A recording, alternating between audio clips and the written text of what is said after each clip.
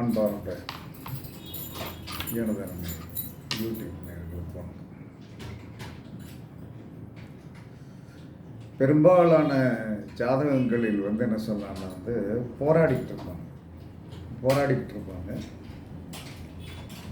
அந்த போராடிக்கிட்டு இருக்கிற நபர்களுடைய ஜாதகத்தில் சில ஜாதகம் பார்க்குறதுக்கு நல்லா இருக்கும், ஆனால் ஒரு போராட்டம் இருக்கும். இது ரொம்ப நாளாக ஒரு ஒரு ஆராய்ச்சி. ஏன் என்ன சொன்னா ஜாதகம் நல்லா தானே இருக்குது, ஏன் இவங்க போராடுறாங்க அப்படிங்கிற ஒரு ரிசர்ச் மைண்டு. இந்த ரிசர்ச் மைண்ட்னா ஏன் அப்படிங்கும்போது சில ஜாதகங்களை பார்க்கும்போது என்ன சொன்னால் நல்லா தானே இருக்குது அப்படின்னு சொல்லுவோம். சார் நான் ரொம்ப கஷ்டப்படுறேன் சார் அப்படின்பா. அப்போ இதற்கு காரணம் என்ன என்று சொல்லக்கூடிய ஒரு மனோநிலையில் ஒரு நல்ல திங்கிங் வந்துச்சு. இப்போ எந்த ஒரு மனிதனும்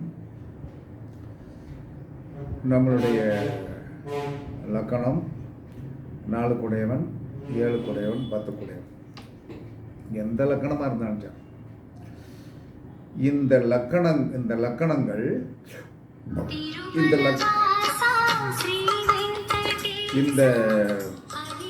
லக்கணங்களுடைய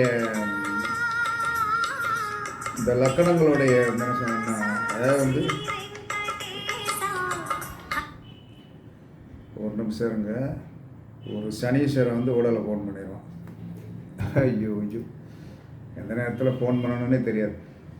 அதனால் என்ன சொல்ல, இதில் மூடில் போட்டு வச்சாச்சு. அதனால் இந்த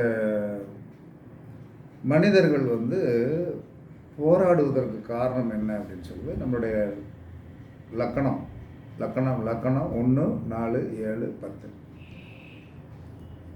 இதற்குண்டான அதிபதிகள் இருப்பாங்க இல்லையா. இதற்குண்டான அதிபதிகள்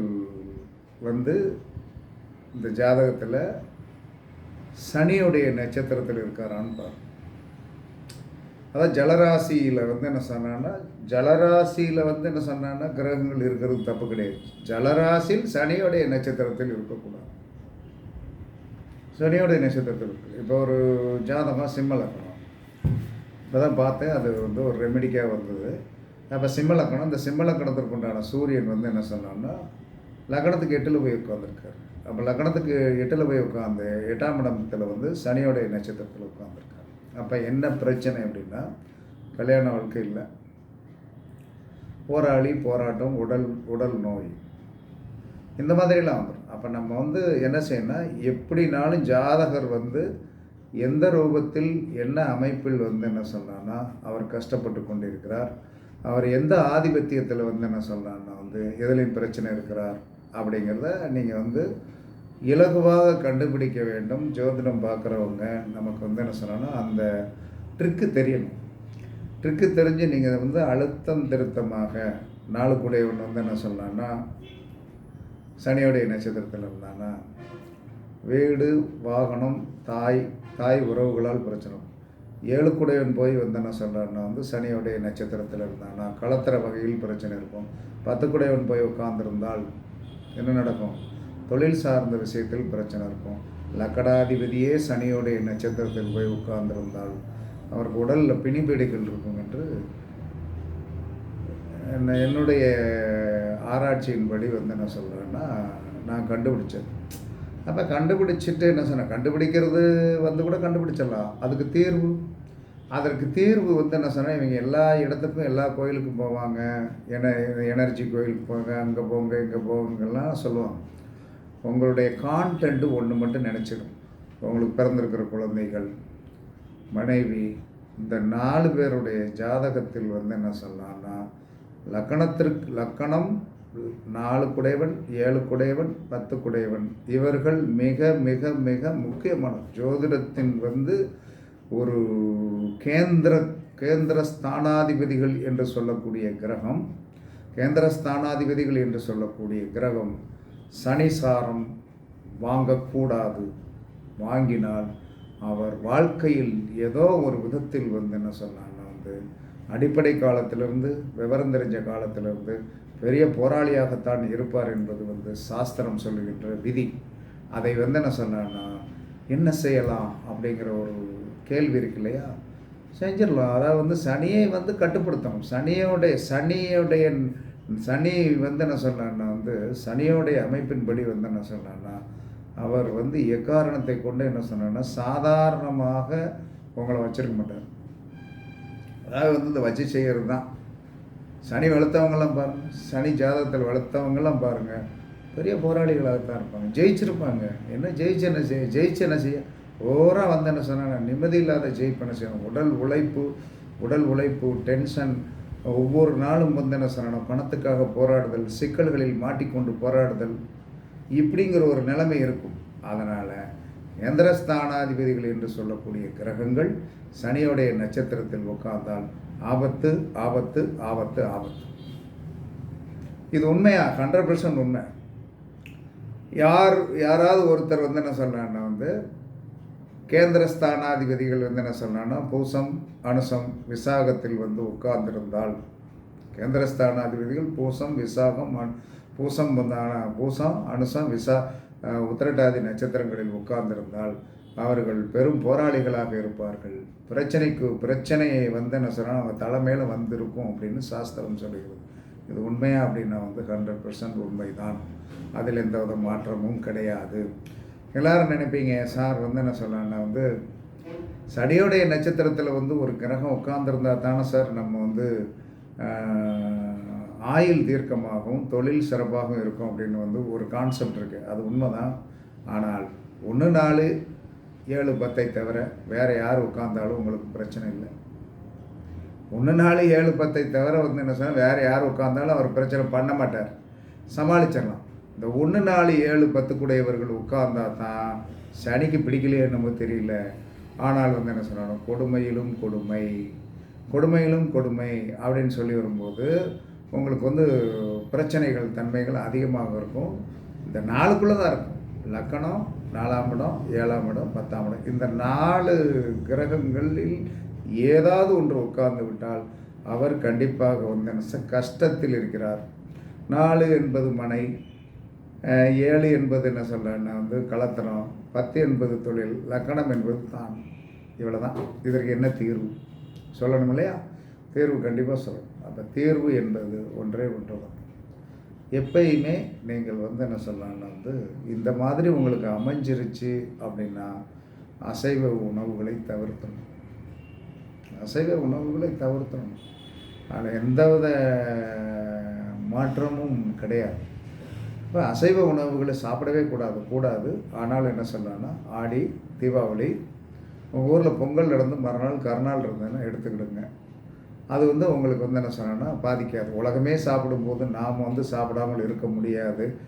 அப்படியே இல்லை சார், நான் கம்ப்ளீட்டாக சாப்பிடாமல் இருந்துக்கிடுறேன் அப்படின்னா சனி வந்து ரொம்ப உங்களை என்ன செய்வார், கண்டிப்பாக ஜெயிக்க வச்சிருவார். அதற்கு அடுத்து சனிக்கு பிடித்த நபர் யார் அப்படின்னா சந்திரன். சனியோடைய நட்சத்திரத்துக்கு 6வது நட்சத்திரத்தை பாருங்கள். உத்திரட்டாதி ரேவதி அஸ்வதி பரணி கார்த்திகை ரோகிணி. அதுக்கடுத்து பூசம் ஆயில்யம் மகம் பூரம் உத்திரம் அஸ்தம் அனுசம் கேட்டை மூலம் போராடும் உத்திராடம் திருவோணம். அப்போ சனியோடைய நட்சத்திரங்களுக்கு என்ன சொல்லலாம்னா வலிமை சேர்க்கக்கூடிய சக்தி யார் என்று சொன்னால் சந்திரன். அப்போ மாதம் ஒரு முறை அல்ல, மாதம் 3 முறை ஏதாவது அம்மன் கோவில் பராசக்தி இந்த மாதிரி வந்து என்ன சொன்னால் சாத்மீகமான தெய்வங்களுடைய ரோகிணி அஸ்தம் திருவோணம் நட்சத்திரங்களில் அம்மனுக்கு மாலை சாற்றி நீங்கள் தேங்காய் பழம் கூட உடைச்சி வந்து வீட்டில் கொண்டாந்து என்ன சொன்னோன்னா சமையல் பண்ணி சாப்பிடலாம். ஆனால் மாலை கண்டிப்பாக போடும். அதற்கடுத்து 2 விஷயம்தான். வளர்விரை அஷ்டமி தேய்விரை அஷ்டமி விரதம் இருக்கணும். வளர்பிறை அஷ்டமி தேய்விரை அஷ்டமியில் வந்து என்ன சொல்கிறான்னா வந்து நீங்கள் கண்டிப்பாக விரதம் இருக்கணும். விரதம் இருந்து மாலை 4 மணிக்கு நடந்திருந்தோம் இல்லையா, அப்போ காலபைரவர் தான் இதுக்கு வந்து வளர்பிறை அஷ்டமி தேய்விரை அஷ்டமி காலபைரவர் தான். இந்த காலபைரவருடைய கோயிலுக்கு உங்கள் ஊரில் இருந்தாலே நீங்கள் போங்க. நீங்கள் வந்து ரொம்ப டிஸ்டன்ஸ் எல்லாம் போகணுங்கிற அவசியம்லாம் கிடையாது. அப்படி போகணும் அப்படிங்கிற அவசியம் வந்து எதுவுமே இல்லை. அப்போ அந்த இதில் போய் உங்களுக்கு பசி தாங்கலைன்னா காலையில் போய் ஒரு ஜூஸ் குடிங்க, தப்பு கிடையாது. மதியம் ஒரு ஜூஸ் குடிங்க. குடிச்சிட்டு என்ன சொன்னால் சாயந்தரமாக வந்து என்ன சொன்னேன்னா வந்து 4 மணிக்கு மேலே நட திறந்த பிறகு நேட்டாக போய் வந்து என்ன சொன்னேன்னா காலபைரவருக்கு 2 நெய் தீபம் போட்டு சம்மங்கி மாலை போட்டுவான்.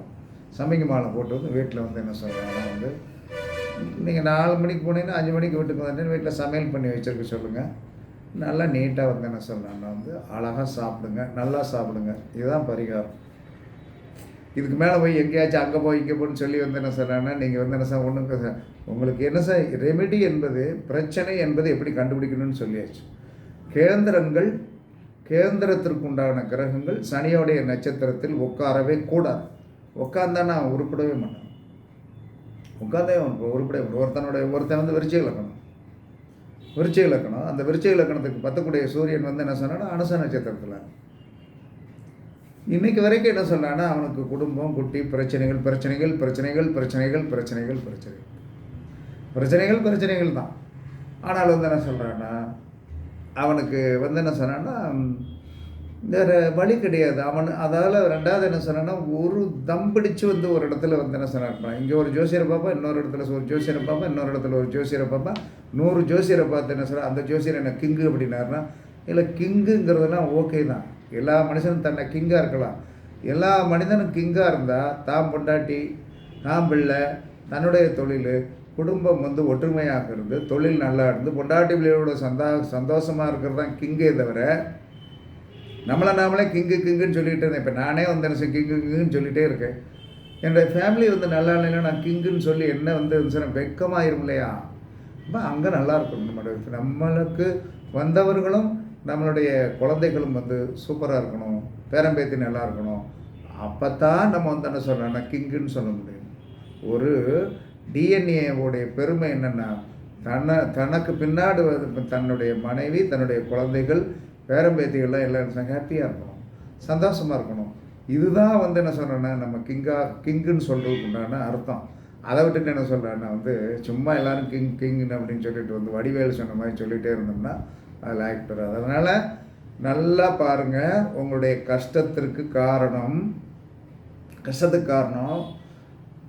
இந்த டிஎன்ஏ அஸ்ட்ராலஜி அது சார்ந்த விஷயம் என்னென்னவோ நீங்கள் போயிருப்பீங்க, அதெல்லாம் ஓகே.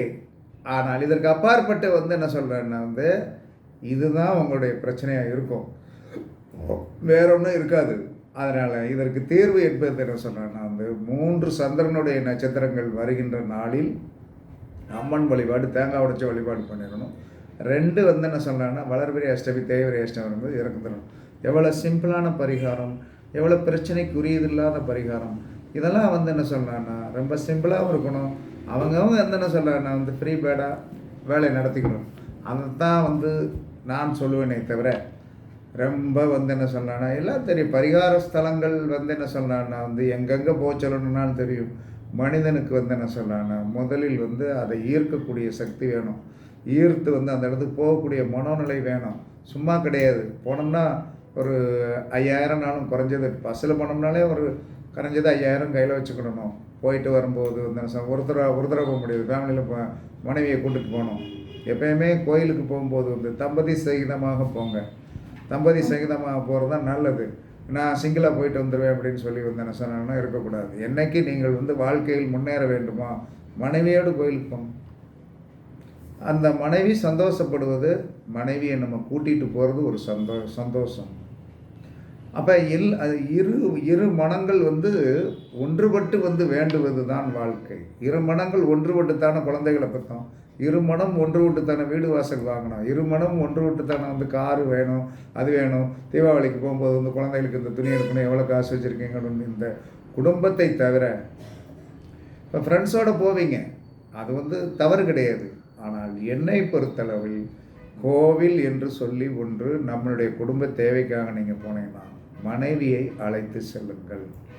அது வந்து என்ன சொல்கிறேன்னா உங்களுடைய வாழ்க்கைக்கு பெரிய மாற்றங்கள் இருக்கும். அதனால் எல்லா மனிதனும் மறைமுகமாக கஷ்டப்பட்டு அதை கண்டுபிடிக்க தெரியாமல் இருப்பதற்கு காரணம் உங்களுடைய கேந்திரஸ்தானாதிபதிகள் ஆகிய 1, 4, 7, 10 கூடியவர்கள் கண்டிப்பாக என்ன பண்ணியிருப்பாங்க, சனியோடைய நட்சத்திரத்தில் இருப்பாங்க. சரி, இன்னொரு கேள்வி. எனக்கு கேந்திரஸ்தானாதிபதிகள் கேந்திரஸ்தானாதிபதிகள் வந்து என்ன சொன்னான்னா சனியோடைய நட்சத்திரத்திலே இல்லை அப்படின்னு ஒரு ஆள் அடிப்பார். அப்போ இல்லை, சரி அப்போ இல்லை அப்படின்னா வந்து என்ன சொன்னேன்னா உங்களுடைய 1, 4, 7, 10 கிரகங்களை சனியோடைய பார்வையில் கண்டிப்பாக இருக்கும். அதுக்கடுத்த ஸ்டெப்பு, உங்களுடைய 1, 4, 7, 10 கிரகங்கள் சனியோடைய பார்வையில் இருக்கும். இருந்தால் நீங்கள் ஒரு போராளி தான். சரி, லக்னத்தை பார்த்துட்டாரு. அதுக்கடுத்து என்ன சொன்னா என்ன 7 கூடையவனை பார்த்துட்டாரு, 10 கூடையவனை பார்த்துட்டாரு, 4 கூடையவனை பார்த்துட்டாருன்னா என்ன பண்ணுறது? அங்கேயும் போராட்டம் இருக்கும். அப்போ நீங்கள் நினச்சிங்கன்னா என்ன சொன்னேன், அப்போ ஜாதகத்தில் வந்து சனியோடைய கிரகத்தை எடுத்துடலாமா சார் அப்படிங்கிற ஒரு கேள்வி வரும். வரத்தானே செய்யும். சனியோடைய நட்சத்திரத்துலேயே உட்காரக்கூடாதுங்க, சனியும் பார்க்கக்கூடாதுங்க, எப்படியாச்சும் ஒன்று டச். அதுதான் கர்ம வினை, அதான் கர்ம வினை. அப்போ வந்து என்ன சொன்னேன்னா வந்து என்னுடைய ஜாதகத்துல எல்லாம் 1, 4, 7, 10 இந்த 1, 4, 7, 10 குடையவர்கள் 10 குடையவர் என்று சொல்லக்கூடிய இந்த கிரகம் வந்து என்ன சொல்லலாம்னா வந்து சனியோடைய இதில் வந்து இல்லை. ஆனால் சனியோட இதில் இல்லைனால என்ன சொல்லலாம்னா வந்து சில சங்கடங்கள் இருக்கத்தான் செய்யும், அதெல்லாம் இல்லை. அதனால் இதற்கு தீர்வு தான் பரிசித்து பாருங்கள், எல்லாம் நன்றாக இருக்கும் என்று கூறி உங்களிடமிருந்து விடைபெறுவது சிப்பிப்பாறை ஜோதிடர் சாதி ராகவன் ஜெய பாலாஜி. சுகமே சொல்க, சுகமே சொல்க, வாழ்க வளமுடன், வாழ்க வளமுடன். வணக்கம்.